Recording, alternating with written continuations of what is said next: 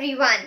I welcome you to my channel Attract English by Aishwarya Saxena. So I am Aishwarya Saxena and the topic that we are going to cover today is verb. But before starting, if you have not subscribed our channel yet, then do subscribe it, and you can also press the bell icon to get all the latest updates related to our channel. Now let us start with the definition of verb. Verb is used to convey an action, occurrence or state of being. So whenever we want to talk about some action, the occurrence of some event or any state of being, then the words that are used to do so are known as verbs. Let's clear this concept by examples. First is, she runs fast. So running is an action. That is why here runs is verb. Now next is, he feels sick. Here feels is not an action but it is a state of being. Therefore, this is also verb here. So whenever any action is being done or we are trying to express any state of being or the occurrence of some event, then we use verb. Now there are a lot of types of verb and now we are going to see that what are those types. So, the first type of verb is transitive, then intransitive, linking, auxiliary and modal. So, now we are going to discuss each one of these in detail. The first two types of verb are transitive verb and intransitive verb. So, let us start with transitive verb.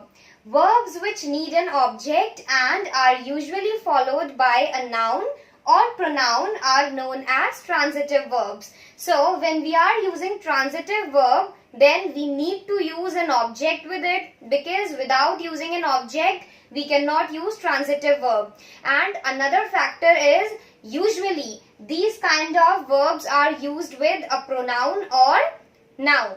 Example is, I need a house. Here need is transitive verb. Need, get, enjoy, okay, want. So, I need a house. Here, house is object. So, if I remove house and I say I need, so this will not make any sense. Therefore, whenever we are using such type of verbs, then we use object. And as you can see, this transitive verb need is being used after pronoun I. Therefore, usually we use such kind of verbs followed by noun or pronoun. Now next is intransitive verbs. Verbs which do not need an object but do need an adverbial modifier are known as intransitive verbs. So as we used to have an object when we are using transitive verb, but now here when we are using intransitive verb, we do not need any object. So this is the difference. Now another thing is, yes, we do not need an object, but we do need an adverbial modifier. What are adverbial modifier? This we are going to understand by this example. She dances beautifully. Here dances is a verb. If I say she dances, then we need an adverbial modifier. Gracefully, what is it? It is an adverbial modifier. Gracefully, beautifully, all these are adverbial modifiers. So, in these type of verb, we use adverbial modifier along with the intransitive verb. Okay. So, this is how we can differentiate between both of these types. Now, let us cover the next two types. Two types are linking verb and auxiliary verb. Let's firstly discuss linking verb. Verbs which need subjective complement rather than object, and that subjective complement explains the subject, then such kind of verb are known as linking verb. Now, let's understand this by example. She looks beautiful. Here, beautiful is the subjective complement which is explaining the subject, and looks is linking verb because it do not need any object, okay, but it do require a subjective complement, because suppose if I remove this beautiful, then sentence will be she looks, so it will not make any sense. Therefore, whenever we are using linking verb, then we require a subjective complement and it should be able to explain the subject. Now next is I like you. Here like is the linking verb and you is the subjective complement. Okay. If I remove you, then it will be I like, which is not making any sense again. Now another thing is that subject complement can be in two different forms. First is it could be an adjective. Second, it could be a noun or pronoun. In first example, she looks beautiful. Beautiful is subjective complement, which is an adjective. And next is I like you. Here you is the subjective complement and it is a pronoun. So in this way we can use linking verbs. Next is auxiliary verb. Verbs that are used to create questions and negative sentences are known as auxiliary verbs. So with the help of auxiliary verb we can create questions as well as negative sentences. And they are also used to tell the tense as well as the negativity or positivity of sentence. Let's see how. Child is running after a ball. Here running is the main verb and is the auxiliary verb. This is auxiliary verb and auxiliary verbs are always used with the main verb in order to support it. Okay. Next is he don't go to market. So do not. Okay, because of not, do not is making the sentence negative.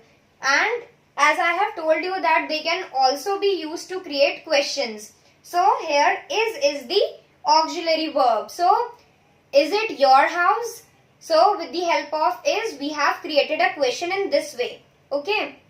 Then do you know him?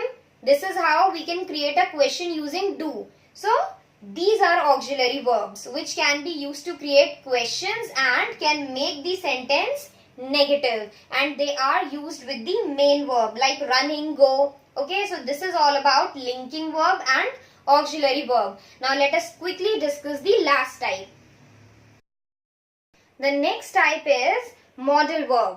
Okay, they are used to express abilities, permission, obligation, possibilities, probabilities, request, offer, suggestion, habit, etc. So all these things can be expressed by using modal verb. They are also not the main verbs but can act as helping verbs.